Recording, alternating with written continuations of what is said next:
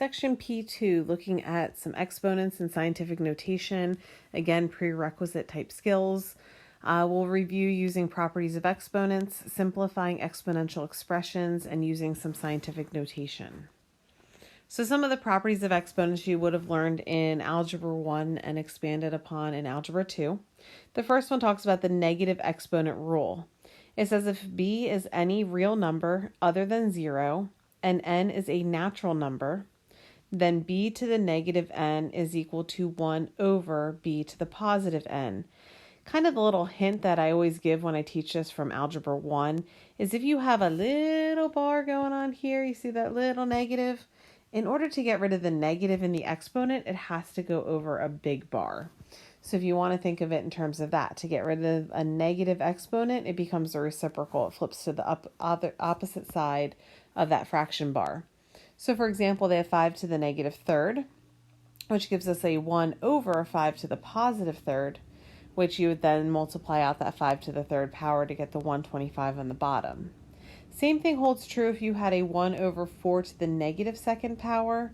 Well, a negative second power, I would take it straight to flipping it over the fraction bar so that negative second power becomes a positive second power instead of looking at it as a 1 over 4 to the second.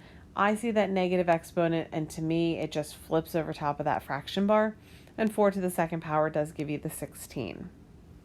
The zero exponent rule, we briefly talked about that in the first section of prerequisite skills. It says if b is any real number other than 0, b to the 0 power is equal to 1.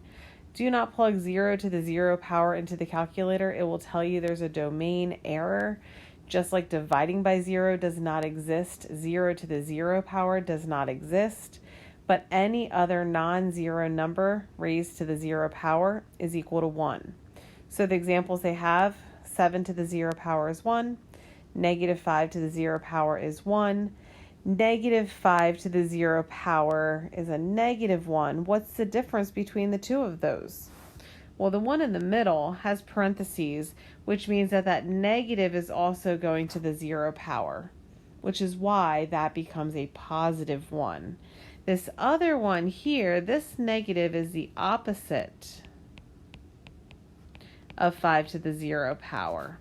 So you're only taking that 5 raised to the 0 power. That negative gets tagged along in the final answer. Some other properties that you would have learned prior to today would have been the product rule. It says if b is a real number or algebraic expression and m and n are integers, b to the m times b to the n is equal to b to the m plus n. So as an example, if you have a 2 to the second power and a 2 to the third power, I have 2 2's and I have 3 2's, I have 5 2's.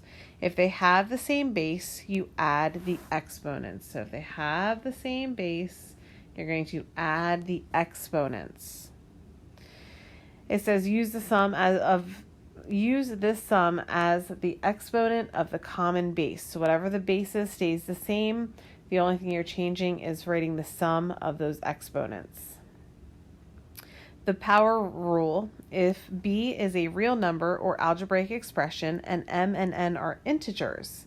If you have b to the m raised to the n, the hint I always give is notice that there are parentheses between the m and the n. So naturally, parentheses tell us to use some sort of multiplication. You're going to have b to the m times n. So if you have a 2 to the second to the third, you have 3 of these things. That means you have 6 of those things. You have 4 of those, right? 4 times a negative 3, negative 12. Negative exponents are not simplified until you flip it around the fraction bar to become positive. So it says when an exponential expression is raised to a power, you're going to multiply the exponents. So we have a power to a power. It says place the product of the exponents on the base and remove the parentheses. And we also have the quotient rule. What happens when we're dividing our powers? It says if b is a non-zero real number or algebraic expression and m and n are integers, You're going to have b to the m over b to the n. You're going to subtract the exponents. Kind of when I teach this basic Algebra 1 introduction stuff, there's a bar here, which means you have a subtraction there. So if you have a 2 to the 8th over 2 to the 4th, technically, if you wrote it all the way out, you'd have 1, 2, 3, 4, 5, 6, 7, 8 of those things on top. And you have 4 of them on the bottom. And we know anything divided by itself is equal to 1. So what are you left with? You're left with 2 to the 4th power. It's on the top of the fraction, so we just have 2 to the 4th, multiply it out, we get 16. The other example they have is x to the 3rd over x to the 7, and they will always take the top minus the bottom. So 3 take away 7 leaves you with negative 4. That negative exponent is going to flip back to the bottom.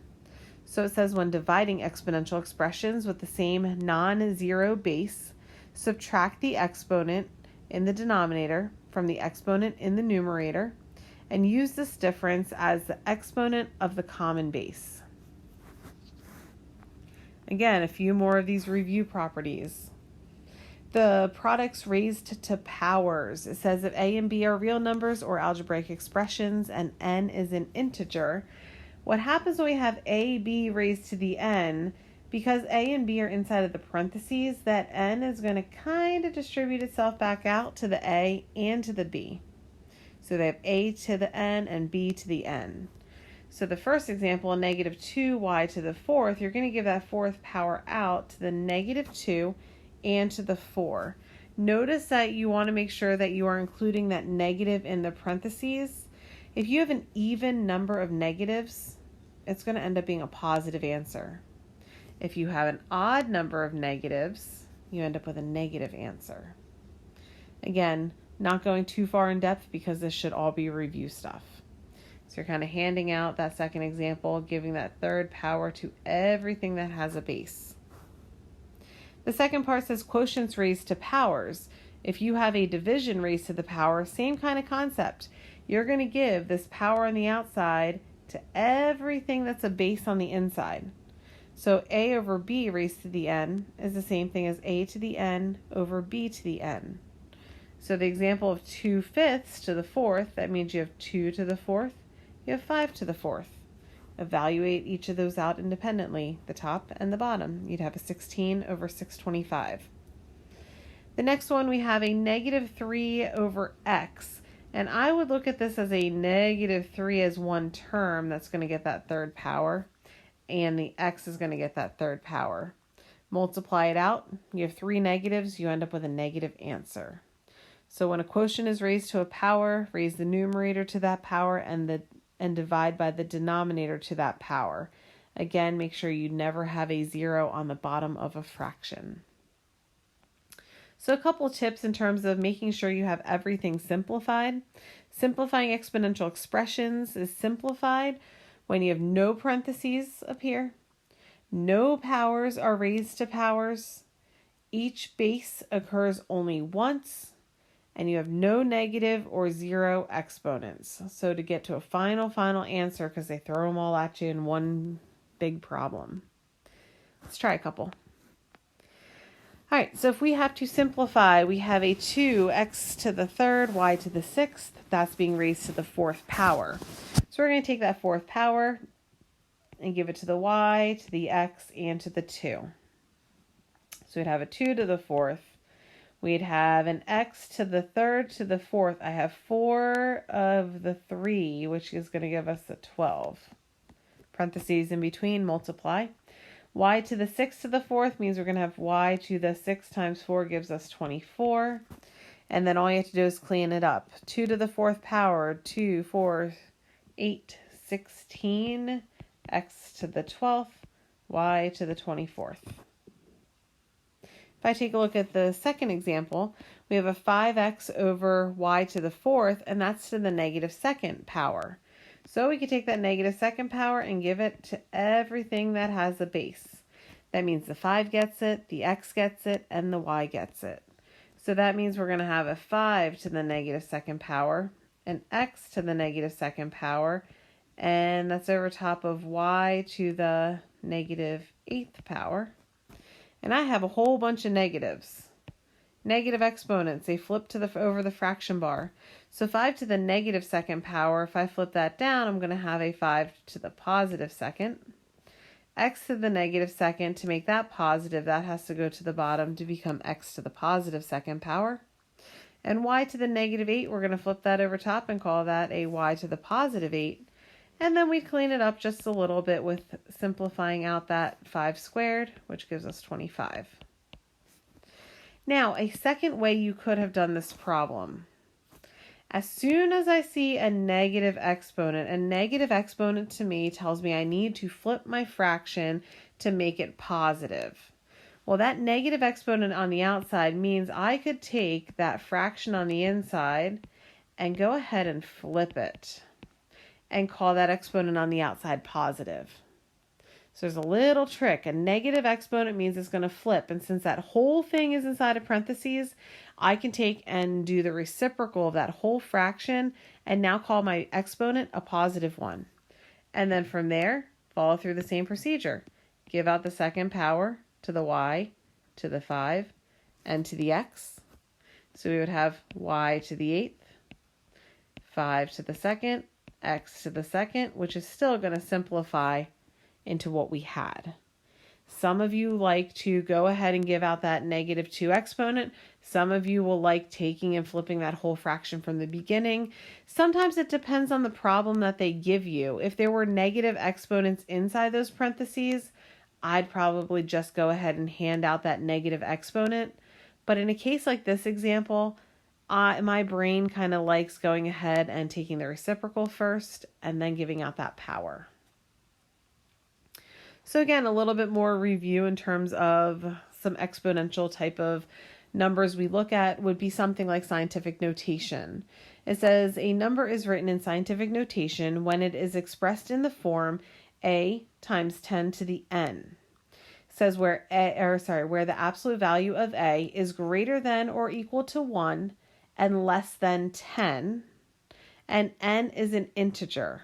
So your power has to be an integer. It could be a positive, it could be a negative, it could be 0, but you're not looking at any sort of fractions or decimals as those exponents. Now that a sounds a little tricky. It's saying the absolute value of a has to be less than or equal to 1. That means I could have something like 1.000 whatever, but I can't have 0 point something. I have to at least have 1 or greater than 1. And this 10 means that I cannot equal 10, which means the highest that I can go would be 9.9999999, etc. Right? So you have a single digit in front of that decimal point, and it can't be a 0. It's a non-zero digit that has to represent that a value. So if we were to convert from decimal notation into scientific notation, our goal is to have it so that way we only have a number that's between 1 and up to not including 10.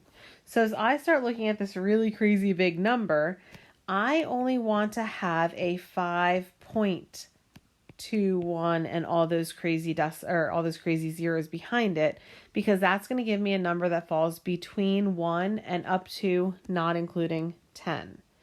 So from here, I'm going to have a 5.21 times how many powers of 10 would I have to multiply 5.21 by to get that, what do we got?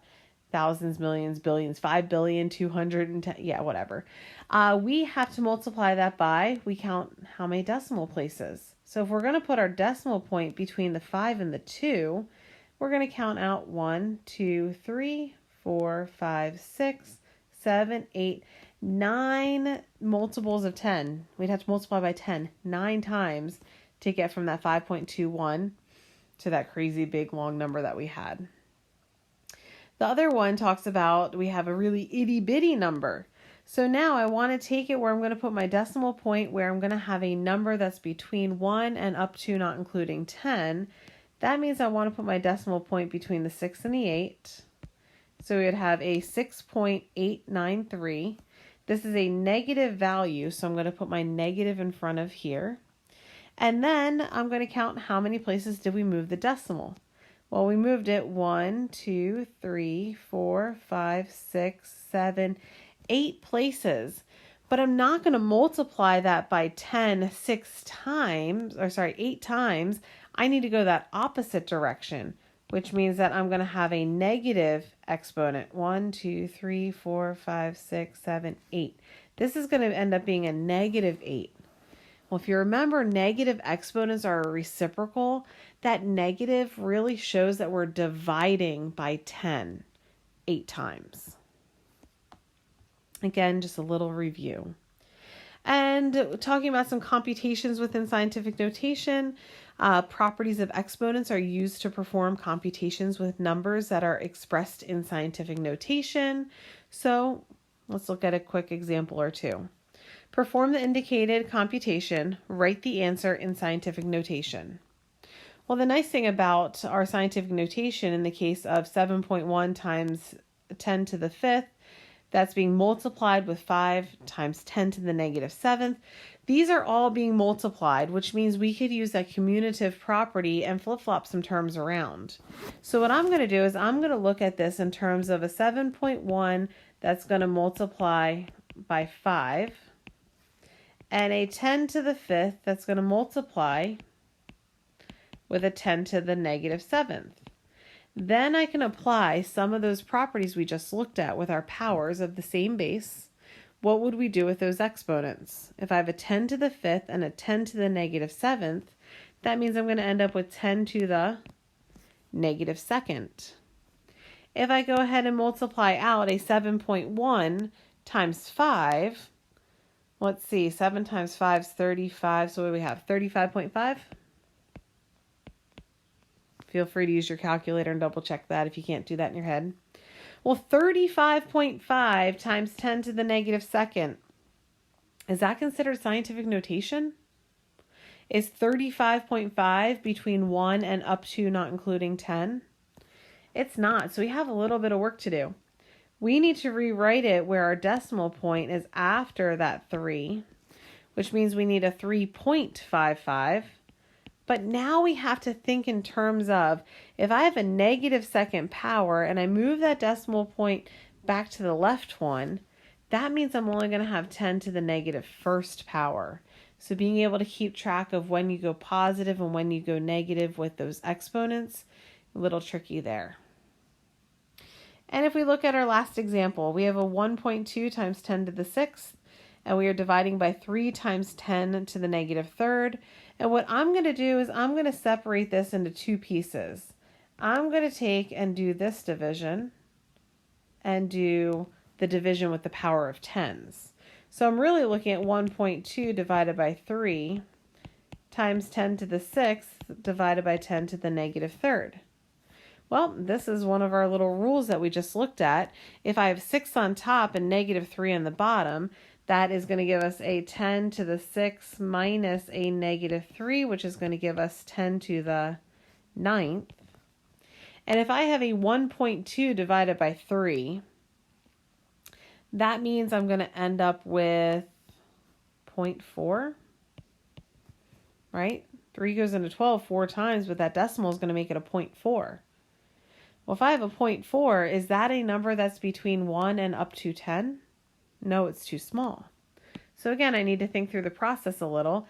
That has to move over one place to give us a 4 times 10. Well, if I move it to the left one place, that means I have one less power of 10. So that means I'm going to have 10 to the 8th.